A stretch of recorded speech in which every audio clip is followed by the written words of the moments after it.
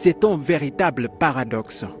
Alors que la mer menace sérieusement son existence, la presqu'île est privée d'eau potable. Les robinets marchaient au début, mais depuis 3 ans, l'eau ne coule pas.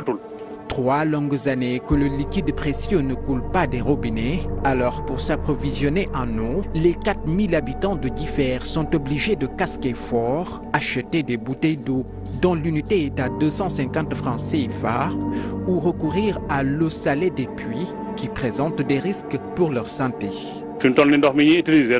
Nous utilisons l'eau des pluies. À l'approche d'élections, des camions citernes nous ravitaillaient en raison de 250 francs la bouteille.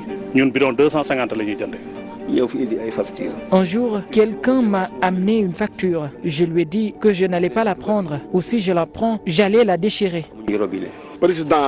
Je m'adresse au président de la République. Président, nous avons besoin d'un forage et un centre de santé. Comme ça, celui qui a soif boira une eau de qualité. Et celui qui est malade aussi pourra se soigner. Cependant, les périodes difficiles pour les uns sont souvent bénéfiques pour les autres. Cette pénurie d'eau interminable a créé un business qui rapporte.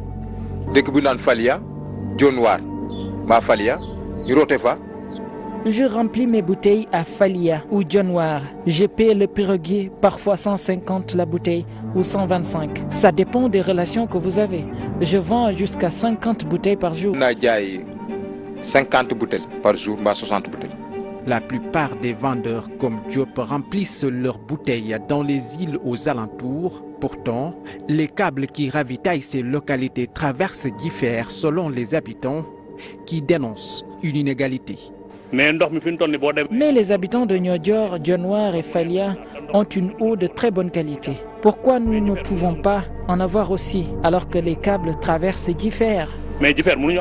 L'accès à une eau de qualité est reconnu comme un droit humain par l'Assemblée générale des Nations unies depuis 2010. Ayant été privés de ce liquide depuis 3 ans, les habitants de Differ estiment que leur droit, l'un des plus fondamentaux, a été ainsi violé.